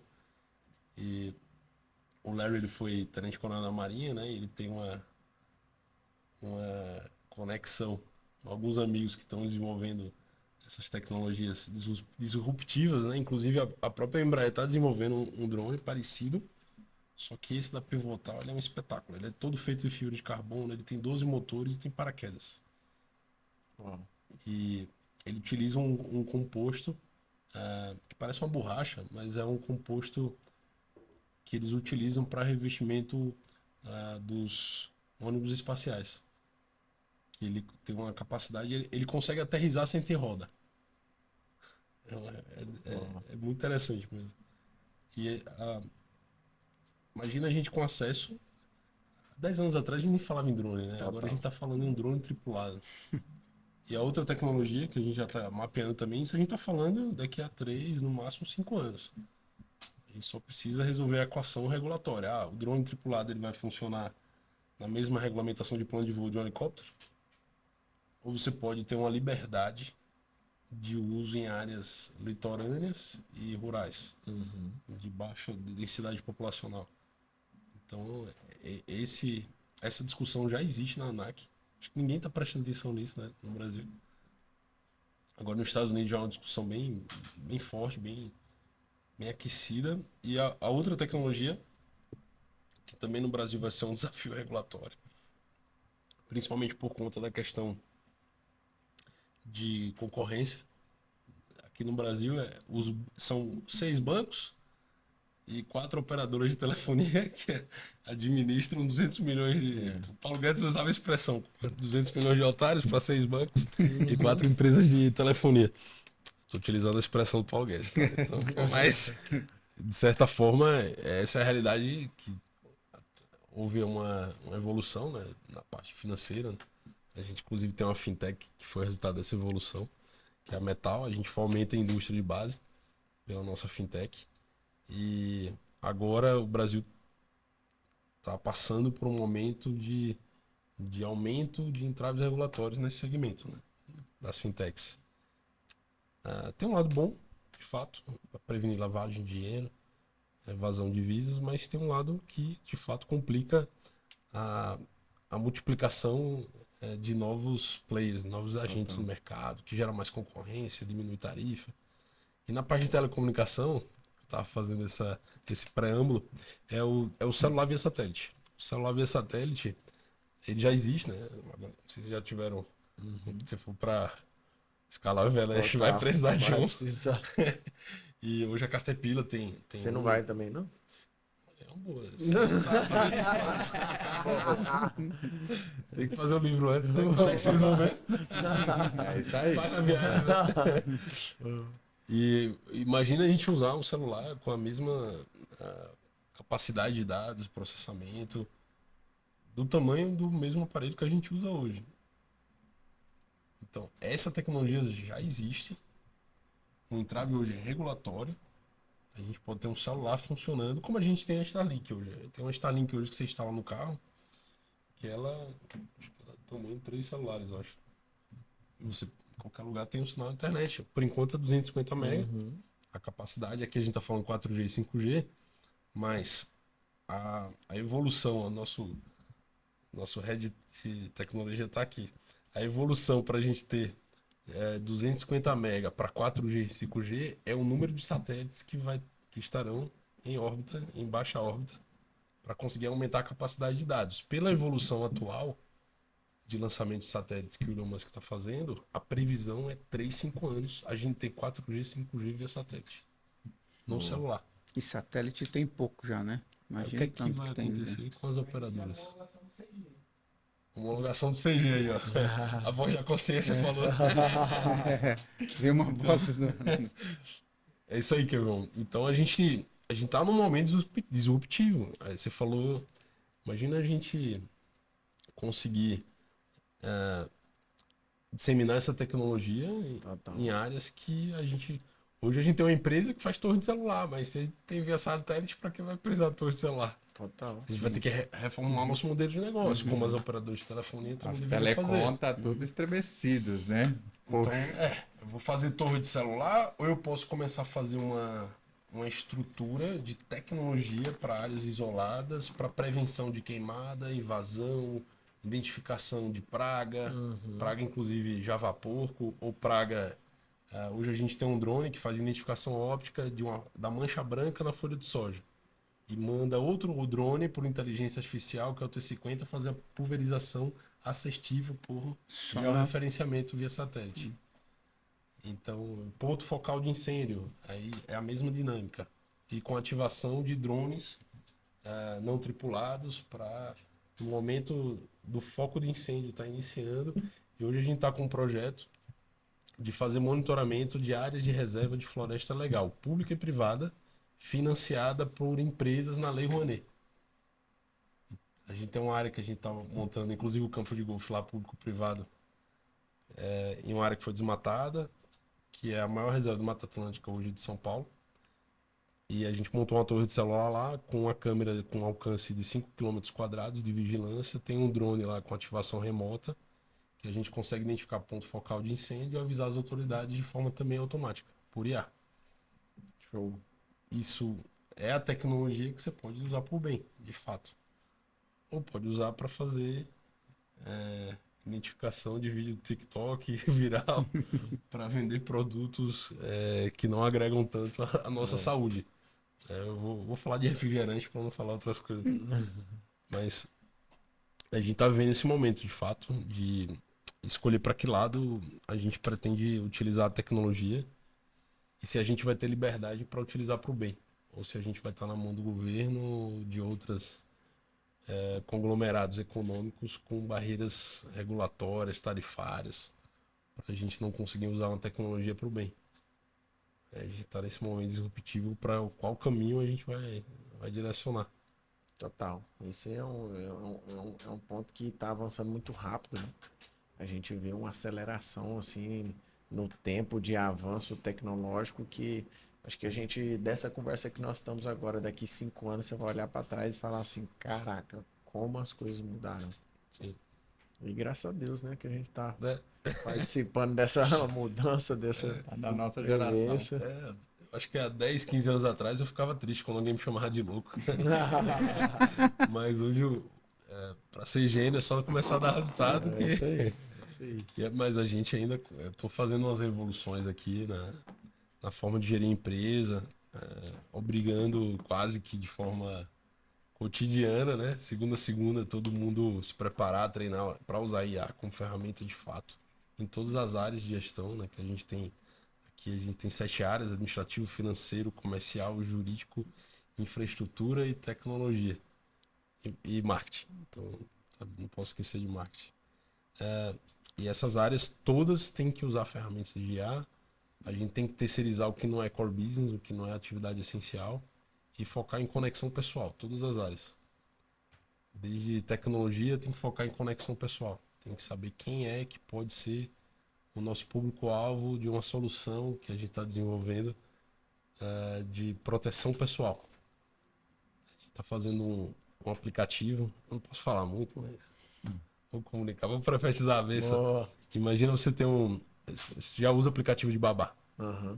Imagina você ter um aplicativo que você pode selecionar uma policial militar, mulher aposentada com a graduação em psicologia para levar suas filhas 2 vezes por semana na escola ou no balé. E esse aplicativo a gente já tem um banco de dados de 3.000 colaboradores, 3.000 associados, 3.000 protetores, como a gente está chamando. E é uma necessidade para o Brasil. Inicialmente em São Paulo? Inicialmente em São Paulo. Boa. Isso é uma necessidade nossa. A gente pode fazer uma varredura através de um aplicativo, como existe hoje com o Uber, como existe hoje com esses aplicativos para você selecionar babás, né? Tem um americano que é muito famoso, não vou fazer propaganda de graça para ele, não. Que é o Citly, que é muito bom, o Citly patrocina nós. Mas ele já está presente no Brasil, é a mesma pegada. E a gente teve essa ideia de um agente de segurança aposentado, que é nosso amigo, e ele é sócio no Wellness Club, numa academia de arte marcial, calistenia e LPO, né? Que é eu não quero falar crossfit, né? Eu falo calistenia, levantamento de peso olímpico e corrida, mas é crossfit e arte marcial. Crossfiteiro, né? E a gente tem lá também um projeto social de programação, inglês e web design. A gente inaugura agora dia 30 de outubro para atender 600 crianças das escolas municipais da região. E tudo integrado ao mesmo tempo. O projeto social funcionando, o crossfit funcionando, as artes marciais lá, judô, boxe, muay thai, kickbox, jiu-jitsu funcionando tudo ao mesmo tempo. E esse conceito, todos os empreendimentos que a gente está montando hoje, o nosso público-alvo, ele não é um cliente, ele é um sócio preferencial. Ele é um acionista preferencial da empresa. A academia vai chamar Anima. A Live é a mesma concepção do projeto. A gente tem outro projeto que chama UOL, que é um terminal intermodal de logística no 2º maior aeroporto de São Paulo. E todos eles, a gente não tem cliente, a gente tem sócio acionista preferencial. E ele paga um valor anual, fica de 0,1% a 1% da operação. Ele de fato é sócio e rentabiliza a rentabilidade conosco da operação. E a gente consegue, através dessa captação inicial, na fase de pré-projeto, atingir o CAPEX, atingir o investimento inicial necessário, antes de construir de fato. Boa. A gente ativa os principais players. Imagina, a academia a gente está projetando para atender 600 pessoas. Se matriculando 200 pessoas, a gente já atinge o CAPEX. Às vezes 200 pessoas eu consigo em 2 empresas. E todos são acionistas preferenciais. Então, o propósito é integrar o beneficiário não como cliente, mas como sócio da operação. Ele se sentir dono, de fato. E a gente se conheceu, né, Enio? A gente trazendo um pouco desse conceito da gente ter um clube de experiência, de a gente desenvolver uma agrovila, que é uma associação de agricultura familiar, a gente colocar uma base de tecnologia 4G e 5G e colocar as casas conceitos, os bangalôs, tudo num projeto só. E quem for usufruir vai ser sócio, vai ser acionista preferencial. Então a gente pensou um negócio um pouco diferente do timeshare, mas muito parecido. Sim. E conjugando a parte ESG, Environmental, Social Governance, a governança social e ambiental, juntando num projeto que é semelhante a um hotel, é semelhante a um resort, mas com todas essas valências. Agrega todos os valores, né? Sim. Excelente.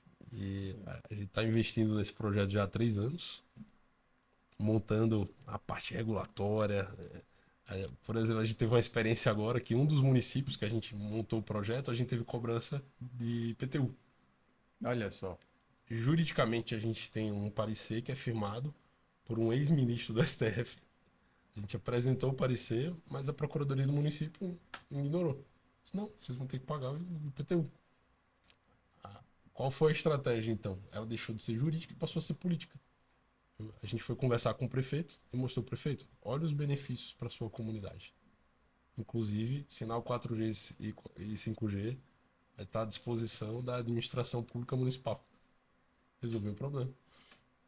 O problema não foi resolvido pelo viés jurídico, através de uma liminar, ele foi resolvido através de uma negociação, né? de uma conversa. Todos nós somos políticos, né? Total. Organizar a cidade é política, a Politeia. Total. Então essa estratégia tem que constar no nosso manual de empreendedor.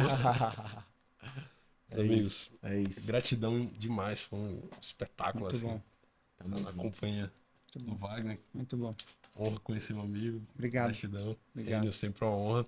Deixar aqui o recado para todo mundo. Amanhã vai ter hotéis e resorts. Sábado e domingo, finalmente. Sim, agora a gente vai estar transbordando, né? Sábado e domingo, agora dia 27, 28, né? De setembro. E vamos falar sobre hotéis, falar sobre como desenvolver esse tipo de modelo, como que você consegue de um terreno parado, né? Porque tem muita gente que tem terreno e fica ali esperando um investidor descer de helicóptero e falar, cara, eu vou desenvolver o seu terreno. E, na verdade, é uma mística que tem em cima desse tipo de desenvolvimento por falta de conhecimento. E a ideia desse clube é justamente ajudar na parte de sabedoria, na parte de conhecimento e, principalmente, nas conexões que geram entre os próprios participantes. Porque ali você vai encontrar pessoas que estão buscando, talvez, coisas similares e você pode achar um futuro sócio, você pode achar um prestador de serviço ou até vender o seu terreno para outras pessoas que querem fazer esse desenvolvimento também. Então, a ideia é justamente colaborar nesse ecossistema. E tem que ser um evento periódico, né? Ah, com certeza. Eu já tenho a data do próximo já. Quando é que vai ser? Vai ser em novembro. Vai ser final de novembro já. Então, a gente vai deixar o link aqui já, no nosso podcast, já para vender os ingressos. É uma imersão, né? É uma imersão de 2 dias. Quantas horas, doutor? Vai dar mais de 16 horas ali de imersão. E com 18 profissionais do mercado, o Fábio Tenório vai estar lá, esse é um projeto meu e do Nésio, né? O Wagner vai estar falando sobre como alavancar, né, funding com o consórcio, porque às vezes o pessoal fala, poxa, eu tenho um terreno, mas eu não tenho dinheiro para começar o negócio. E o próprio terreno pode entrar na garantia ali do consórcio. E você consegue fazer esse tipo de alavancagem tranquilamente. E o Wagner vai estar mostrando ali como que o pessoal consegue fazer esse tipo de operação também. Espetáculo. Nésio, manda sua mensagem internacional aí, por favor. Eita, nós. Eu posso dizer para você que se você está aqui nessa nesse podcast aqui e ouviu e algo mexeu com você, eu acho que uma das grandes coisas que mudaram completamente minha vida foi ouvir coisas novas e falar assim, de como é que eu faço para praticar isso? Como é que eu faço para... Existe um começo, por mais que eu não tô vendo o fim de como fazer aquilo, mas existe um começo. Eu lembro quando eu fui conversar com alguns bilionários e falar assim, quando eu quis me tornar um milionário, eu fui conversar com os milionários para saber o que eles fizeram para me tornar um milionário. Quando eu fiquei multimilionário, eu falei, agora eu quero ficar bilionário. Então eu fui conversar com os bilionários para saber o que eles fizeram. E aí uma das coisas que eles colocaram, eles falaram, tem 3 áreas que você precisa estar, que todo bilionário tá. E aí ele tem, entre outras, né, eu vi vários conselhos, mas uma das áreas que eles colocaram foi a mineração. E eu lembro que eu olhava para aquilo e falava assim, cara, mas isso aí é um mundo que eu nunca imaginei, nunca pisei, nunca vi. E eu coloquei o pé. Inalcançável, né? Parecia assim um negócio fora de... Eu falei, cara, a primeira coisa, eu preciso achar alguém para me levar numa mina, para me saber o que é uma mina de ouro, né? E ali a gente foi fazendo as conexões, fui numa primeira mina, visitei, a gente começou a desenvolver alguns projetos, bateu cabeça de cá, de lá, mas conectou com pessoas que já tinham ido naquele caminho que eu queria ir. E é engraçado, essa semana agora, tá vindo um sheik de Dubai que vai visitar uma das nossas minas e vai entrar junto no processo. E o cara quer entrar com investimento para colocar um maquinário de 100 toneladas por hora.